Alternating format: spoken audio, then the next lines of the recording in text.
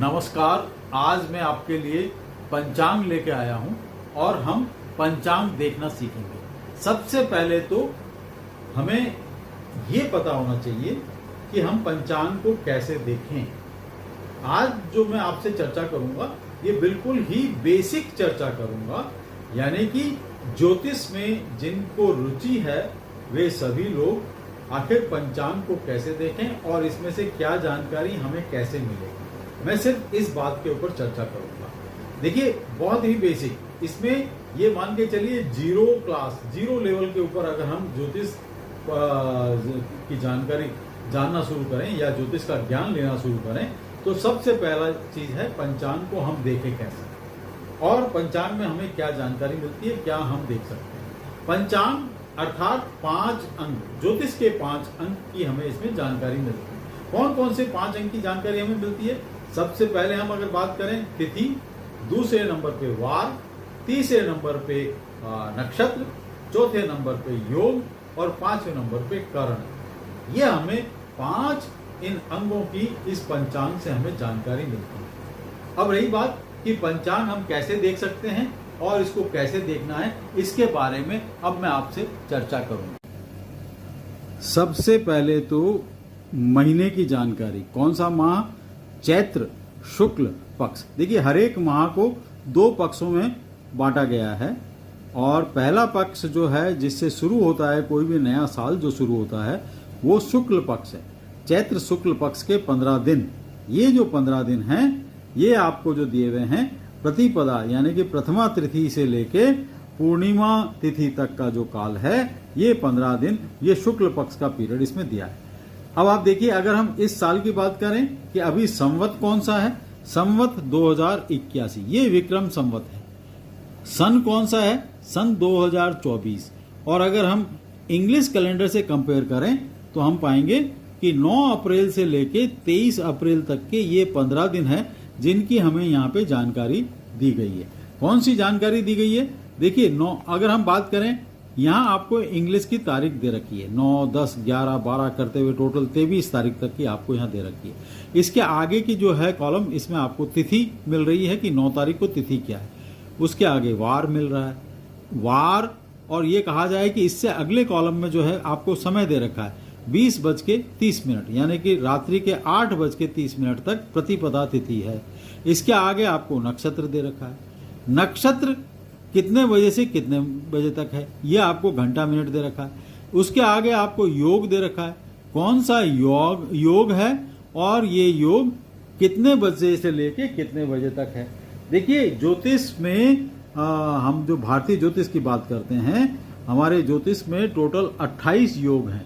अगर हम नक्षत्र की बात करें तो कुल 27 नक्षत्र हैं और इसके अलावा एक और अभिजीत नक्षत्र भी कहलाता है, यानी कि आप कह सकते हैं 27 नक्षत्र और 28वां नक्षत्र जो है वो अभिजीत नक्षत्र कहलाता है। अभी मैं बहुत ज्यादा डिटेल में बात नहीं करूंगा। अभी हमारा सिर्फ आज का जो उद्देश्य है कि हम पंचांग कैसे देखें और क्या देखें। नक्षत्र, योग के बाद अगला जो हमें मिल रहा है कॉलम वो मिलता है करण। करण जो है, कौन सा करण है और कितने बज के कितने मिनट तक है, ये सभी करण की जानकारी आपको यहाँ दे रखी है इस कॉलम के अंदर।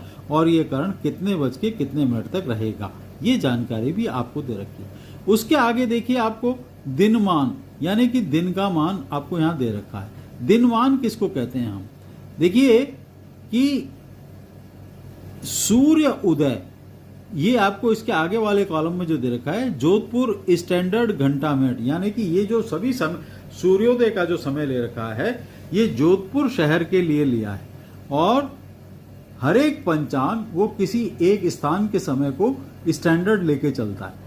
भारत में जितने भी मान्यता प्राप्त पंचांग हैं, चाहे वो निर्णय सागर पंचांग हो या काशी से प्रकाशित होने वाले पंचांग हो या कोई और जयपुर से प्रकाशित होने वाले पंचांग हो, उनमें या तो स्टैंडर्ड समय जो लेते हैं वो जोधपुर के समय को लेते हैं और या फिर काशी बनारस के समय को लेते हैं। हालांकि कुछ पंचांग, जयपुर के जो पंचांग है वो जयपुर के स्टैंडर्ड समय को भी लेके ये गणनाएं करते हैं। तो अभी आप देखिए, यहाँ पे आपको सूर्योदय का समय जो दे रखा है ये ऊपर लिखा हुआ है जोधपुर स्टैंडर्ड घंटा मिनट। जोधपुर में सूर्य उदय 9 अप्रैल को जो है वो सुबह 6:25 पे है और सूर्य अस्त जो है वो 18:54 पे है। यानी कि 18 का मतलब हो गया शाम के 6:54 पे सूर्य अस्त हुआ है। देखिए, सूर्य उदय से लेके सूर्य अस्त इसके बीच का जो समय है ये कहलाएगा दिनमान।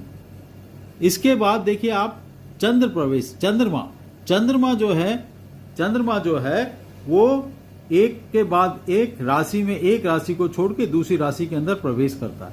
तो ये चंद्रमा अभी कितने बजे कौन सी राशि में प्रवेश कर रहा है वो आपको यहाँ पे समय दिया हुआ है। देखिए, मेष राशि का चंद्रमा है, यहाँ आपको चंद्र प्रवेश यानी कि चंद्रमा कौन सी राशि का है, मेष राशि का। मेष राशि में प्रवेश कितने बजे करेगा, 7:32 पे करेगा, जबकि सूर्योदय कितने बजे हो गया है, 6:25 पे होगा और चंद्रमा 7:32 पर मेष राशि में प्रवेश करेगा। अब आपको देखिए दैनिक सूर्य स्पष्ट, ये भी आपको एक दे रखा, अभी मैं इसके बारे में चर्चा नहीं करूंगा, ये बात की बात है कि क्या है। इसके आगे देखिए आपको लास्ट आगे क्या दे रखा है, आपको आगे आपको योग दे रखा है, अगले कॉलम में आपको योग दे रखा है। ये योग जो है कौन सा योग है, शुभ है, हैं? तो शुभ योग आपको दे रखा है। इसके आगे देखिए आपको और भी जानकारी मिलती है कि कौन से योग, सर्वार्थ सिद्धि अमृत योग, ये 7:32 से लेके 29:05 तक रहेंगे। नवरात्रि स्थापना जो है प्रारंभ, ये जो है इसका आपको दे रखा है। पंचक समाप्त कितने बजे हो जाएंगे, 7:32 पे पंचक समाप्त हो जाएंगे। और इस प्रकार आपको इस लास्ट कॉलम के अंदर बहुत डिटेल के अंदर जानकारी आपको मिलती है। अब देखिए, अभी हम बात करें कि इसी तरह से आपको ये जो सारी जानकारी आपको दे रखी है। अभी जो महीना चल रहा है चैत्र के बाद में वैशाख कृष्ण पक्ष, वैशाख शुक्ल पक्ष। तो अगर हम वैशाख शुक्ल पक्ष की बात करें तो वैशाख शुक्ल पक्ष जो है 9 मई से लेके 23 मई तक वैशाख शुक्ल पक्ष का ये इसमें जानकारी दे रखी है। इसके आगे अगर हम बात करें तो इसके आगे जो हमें जानकारी मिल रही है वो हमें मिल रही है ज्येष्ठ महीने की। ज्येष्ठ माह कृष्ण पक्ष, विक्रम संवत 2081 सन 2024, ये 24 मई से लेके 6 जून तक का पीरियड है। यहाँ देखिए आप सबसे पहले कॉलम जो है उसमें आपको इंग्लिश की तारीख दे रखी है। इंग्लिश तारीख यानी कि 24 मई। 24 मई को तिथि क्या पड़ रही है, एकम कहें, प्रतिपदा कहें या प्रथमा कहें। उस दिन वार क्या है, शुक्रवार। उस दिन तिथि कब से कब तक रहेगी, घंटा और मिनट दे रखा, 19:25 तक प्रतिपदा एकम तिथि रहेगी। और कहा जाए कि 24 तारीख को नक्षत्र कौन सा है, तो अनुराधा नक्षत्र है। ये नक्षत्र कितने बजे से कितने बजे तक है, यानी कि 10:10 तक नक्षत्र अनुराधा है। इसके बाद अगला नक्षत्र ज्येष्ठा शुरू हो जाएगा। इसके आगे क्या है, इसके आगे जो आपको जानकारी दे रखी है वो योग दे रखे हैं। ये जो है योग, और ये योग कितने मिनट तक रहेंगे, ये 11:19 तक ये योग रहेंगे। जैसा कि मैंने आपको कहा कि ज्योतिष में कुल 28 योग होते हैं। अब इसके आगे आपको जो जानकारी मिल रही है वो करण है। करण क्या है, बेसिकली करण कहते किसको हैं हम, करण जो है तिथि के आधे भाग को करण कहा जाता है। इसी प्रकार जब हम योग की बात करते हैं, ये योग क्या है, योग बेसिकली हम कह सकते हैं कि ये तिथि, नक्षत्र और वार, इन तीनों के मिलने का कहना चाहिए। इन तीनों के मिलने से जो कॉम्बिनेशन बनता है उसको हम योग कहते हैं। इन तीनों के जो कॉम्बिनेशन है ये शुभ भी होते हैं और अशुभ भी होते हैं। तो जो शुभ योग होते हैं उनमें हमें कह सकते हैं कि जो भी अगर हम कोई कार्य करेंगे या कोई मुहूर्त अगर उसमें लेके चलेंगे तो हमें उसमें शुभ फल की जो प्राप्ति होगी। और अगर अच्छे योग होंगे, जैसे कि कहा जाए अमृत सिद्धि योग, सर्वार्थ सिद्धि योग, राज योग, कुमार योग, सिद्धि योग, त्रिपुष्कर योग, द्विपुष्कर योग, अगर ये योग हैं अर्थात शुभ फल में हमें वृद्धि मिलेगी।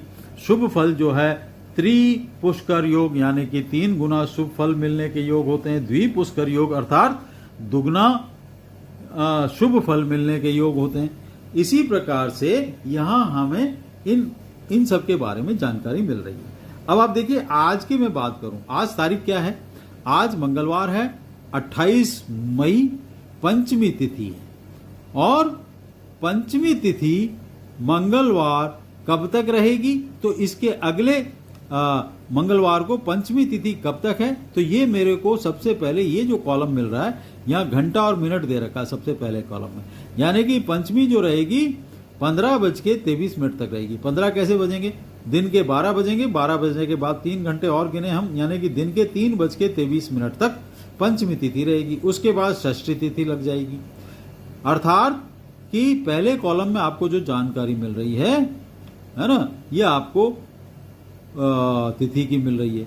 इसी प्रकार 28 मई को आज वार क्या, आज नक्षत्र कौन सा है, तो आप देखिए यहां आपको ये उत्तराषाढ़ उषा लिखा, उत्तराषाढ़ नक्षत्र, और ये नक्षत्र कितने बज के कितने मिनट तक है, ये नक्षत्र 9:32 तक है। उसके बाद अगला नक्षत्र जो है वो आपको दे रखा है श्रावण नक्षत्र, ये शुरू हो जाएगा 9:32 के बाद श्रावण अगला नक्षत्र शुरू हो जाएगा। ये आपको उत्तराषाढ़ के बाद वाला जो नक्षत्र है वो 9:32 से शुरू हो जाएगा। इसके बाद देखिए आगे आपको जो जानकारी मिल रही है वो आपको जो मिल रही है वो योग की जानकारी मिल रही है।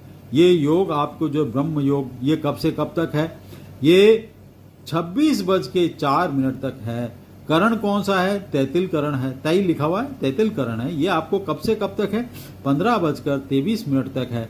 इसी प्रकार आज चंद्रमा कौन सी राशि का है, चंद्रमा जो है, अब आप देखिए चंद्रमा जो है ये आपको देखिए चंद्र प्रवेश 9:19 पर मकरी, अर्थात चंद्रमा जो है ये आपका 9:19 पे मकर राशि में चला जाएगा। तो ये आपको जो जानकारियां मिल रही है ये आपको पंचांग के द्वारा आपको मूल जानकारियां मिलती हैं। ये हम कह सकते हैं कि ये पंचांग की मूल जानकारियां।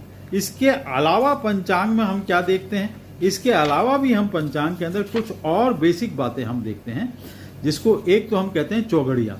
ये चौगड़िया जो है बेसिकली आप कह सकते हो कि पूरे दिन को, यानी कि अगर बात की जाए कि दिन और रात मिला के टोटल 24 घंटे का एक हम दिन मानते हैं, तो उस एक दिन को हमने दिन यानी कि 12 घंटे को भी हमने 8 चौगड़िया में बांटा है और रात्रि के भी 12 घंटे को हमने 8 चौगड़िया में बांटा है। ये चौगड़िया जो मुहूर्त हैं ये बेसिकली क्या होता है, अब आप देखिए यहाँ आपको वार के हिसाब से सबसे पहले दिन का चौगड़िया अगर मैं बात करूं, रविवार, चंद्र यानी कि सोमवार, मंगलवार, बुधवार, गुरुवार, शुक्रवार और शनिवार, ये 7 वार दे रखे हैं। और इन वारों में ये मेरे को यहाँ जो मिल रही है सबसे पहले जानकारी ये चौगड़िया की मिल रही है। चौगड़िया जो है 8 चौगड़ियां हैं एक दिन के अंदर, यानी कि 12 घंटे के 8 चौगड़िया, दिन के 8 और रात के भी 8। ये भी देखिए रविवार ये जो दे रखे हैं ये रात्रि का चौगड़िया दे रखा है। अब आप इनको भी समझ लीजिए ये क्या है। जहां ऊ लिखा है, ऊ का अर्थ है उत्पाद। जहां च लिखा है, चन का मतलब है चंचल। ला लिखा है यानी कि लाभ। ए लिखा है यानी कि अमृत। का लिखा है यानी कि काल। शु लिखा है यानी कि शुभ। रो लिखा है यानी कि रोग। और ऊ लिखा है यानी कि उत्पाद। तो ये इस प्रकार से जो है ये यहाँ पे हमने चौगड़िया डिवाइड करा। एक चौगड़िया जो है वो लगभग 1.5 घंटे का पीरियड है। अब आप देखिए ये जो चौगड़ियां हैं ये भी आपको एक जानकारी देते हैं और बड़ा ही सरल तरीका है। ये आपको क्या जानकारी देते हैं, यदि पूछा जाए कि सूर्य उदय, आज सपोज अगर बात की जाए कि आज क्या है, कि बोले आज मंगलवार है, मंगलवार को सूर्य उदय कितने बजे हुआ, सपोज अगर कहा जाए कि सुबह सूर्य उदय 6 बजे हुआ, तो पहला जो चौगड़िया है वो 6 बजे से लेके 7:30 बजे तक। उसके बाद दूसरा जो चौगड़िया होगा वो 7:30 से 9 बजे तक, यानी कि 1.5 घंटे के अंतराल के ऊपर चौगड़िया बदलता रहेगा। पहला जो चौगड़िया है वो रोग का है। रोग यानी कि इस कार्य में, यदि इस पीरियड में, इस ड्यूरेशन में हम कोई कार्य करते हैं तो उसमें कुछ यानी उसके जो फल है उसका फल अच्छा नहीं होगा, वो रोग का कारण बनेगा। तो हम इस चौगड़िए को हम अच्छे शुभ कार्य के लिए छोड़ देते हैं। इसी प्रकार दूसरा जो है वो उत्पाद है। दूसरा चौगड़िया यानी कि 6 से 7:30, 7:30 से 9, 7:30 से 9 बजे तक का जो चौगड़िया है वो उत्पाद का है। उत्पाद यानी कि अगर हम उस ड्यूरेशन में कोई काम शुरू करते हैं या कुछ काम करना चाहेंगे, कोई मुहूर्त इसका लेके हम अगर कोई काम करना चाहेंगे, उत्पाद यानी कि उसके अंदर कुछ ना कुछ प्रॉब्लम आने के चांसेस, कुछ ना कुछ उसके अंदर प्रॉब्लम यानी कि उत्पाद कह सकते हो कि कुछ ना कुछ दंगा फसाद, कुछ मतलब कुछ झगड़ा, छोटी मोटी अनबन, इस तरह के होने के चांसेस जिसमें बनते हैं। तो इस चौगड़िया को भी हम अच्छा नहीं मानते हैं। इसके बाद अगला जो चौगड़िया है वो 9 बजे से लेके 10:30 बजे तक का जो है वो क्या है, चंचल। चंचल का जो चौगड़िया है, चंचल को हम मानते हैं कि उसको भी हम बहुत विशेष अच्छा तो नहीं मानते। इसलिए नहीं मानते कि चंचल में भी हम चाहते हैं कि वो जो एक गहराई आनी चाहिए, जो किसी फल जो मिलना चाहिए, उस फल में जितना मैच्योरिटी, जितनी गहराई होनी चाहिए, वो हमें चंचल के चौगड़िया में नहीं मिलेगी। उसके बाद देखिए आप, अगला जो चौगड़िया है वो है लाभ।